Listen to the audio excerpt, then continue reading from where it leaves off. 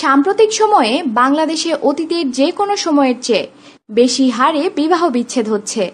এতে হুমকির মুখে পড়েছে শিশুদের জীবন। সন্তান কার সঙ্গে থাকবে এ নিয়ে টানাহেচড়াও কম হয় না। এমনকি কখনো কখনো বিষয়টি আদালত পর্যন্ত গড়ায়। অথচ এ বিষয়ে ইসলামের নীতিমালা অনুসরণ করা হলে এ নিয়ে বিভেদ থাকার কথা নয়। জন্মগতভাবে সন্তান মাতা পিতা উভয়ের। বংশগত দিক দিয়ে সন্তান পিতার বলে গণ্য হয়ে থাকে। তবে সন্তানের প্রয়োজন ও সুবিধা অনুযায়ী তার দায়িত্বভার পিতা মাতা উভয়ের উপরই অর্পিত।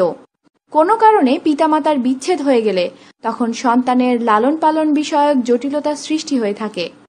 এক্ষেত্রে শরীয়তের দিক নির্দেশনা হল শিশু সন্তানের লালন পালনের অধিকার মায়ের, আর শিশু যতদিন পর্যন্ত পানাহার, পোশাক পরিধান, পরিষ্কার পরিচ্ছন্নতার মধ্যে মায়ের মুখাপেক্ষী ততদিন পর্যন্ত মা শিশুকে নিজের জিম্মায় রাখতে পারে। এর পরিমাণ ছেলে শিশুর জন্য 7 বছর আর মেয়েদের ক্ষেত্রে বালেগা হওয়া পর্যন্ত। ওই সময় শেষ হওয়ার আগে শরীয়ত সমর্থিত কোনো কারণ ছাড়া সন্তানকে তার মা থেকে পৃথক করা বৈধ নয়। ওই সময় পার হলে পিতা শিশু সন্তানকে মায়ের কাছ থেকে নিজ জিম্মায় নিয়ে আসতে পারে। আদ-দুররুল মুখতার 3/566। সন্তান বড় হলে যার সঙ্গে ইচ্ছা থাকতে পারবে। শিশুর ভরণ পোষণের ব্যয়ভার।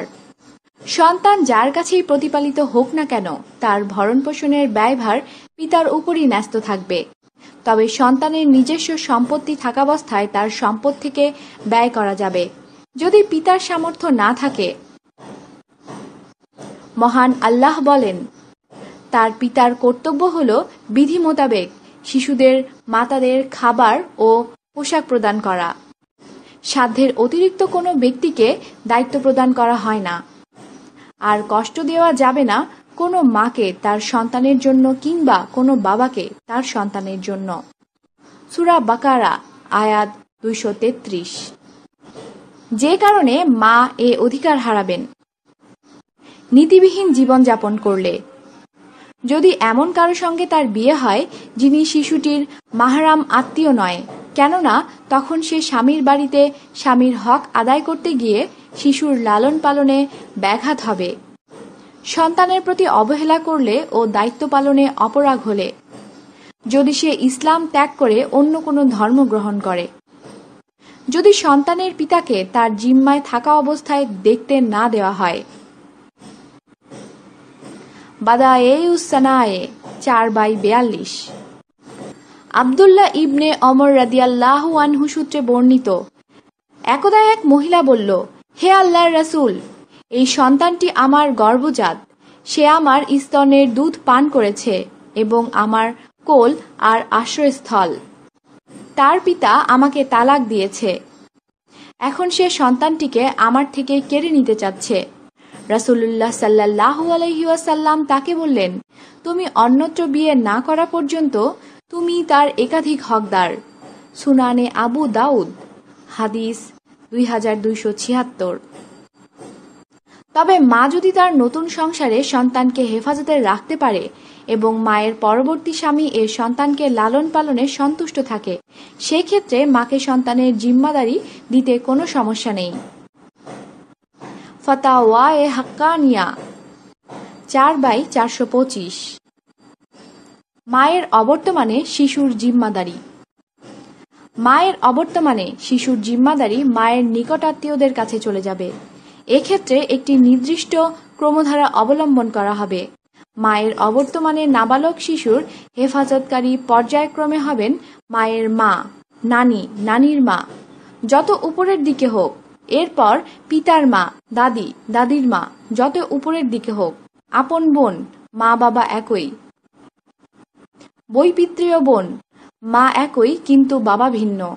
আপন বোনের মেয়ে যত নিচের দিকে হোক। বৈপিত্রীয় বোনের মেয়ে যত নিচের দিকে হোক। পূর্ণ খালা যত উপরের দিকে হোক। বৈপিত্রীয় খালা যত উপরের দিকে হোক। আপন ফুপু যত উপরের দিকে হোক। আত্মীয়রা ক্রমানুসারে একজনের অবর্তমানে বা অযোগ্যতার কারণে অন্যজন জিম্মাদারিত্বের অধিকারী হবেন। মা অথবা অন্য নারী আত্মীয়দের অবর্তমানে শিশুর জিম্মাদার হতে পারেন যারা, তারা হলেন বাবা, বাবার বাবা, যত উপরের দিকে হোক, আপন ভাই, রক্ত সম্পর্কের ভাই, আপন ভাইয়ের ছেলে, রক্ত সম্পর্কের ভাইয়ের ছেলে, বাবার আপন ভাইয়ের ছেলে, বাবার রক্তের সম্পর্কের ভাইয়ের ছেলে। কর্তব্য যে একজন পুরুষ আত্মীয় একজন নাবালিকার জিম্মাদার শুধু তখনই হতে পারবেন যখন তিনি ওই নাবালিকার মাহরাম, নিষিদ্ধ স্তরের আত্মীয় হন। বাদায়ে-উস-সানায়ে 4/4, রদ্দুল মুহতার 2/638। শিশু সন্তানের সাক্ষাতের অধিকার। সন্তান যার কাছেই প্রতিপালিত হোক, মা বাবার কোনো একজন যদি সন্তানকে দেখতে চায় অথবা সন্তান মা বাবাকে দেখতে চায়, তাহলে অবশ্যই সাক্ষাতের সুযোগ দিতে হবে। রদ্দুল মুহতার 2/643। এ বিষয়ে আরব অনারবের সব আলেম একমত। এক্ষেত্রে কোনো ধরনের প্রতিবন্ধকতা সৃষ্টি করা হলে তা জুলুম ও অন্যায় হিসেবে সাব্যস্ত হবে। আমাদের সাথেই থাকুন আর সাবস্ক্রাইব করুন।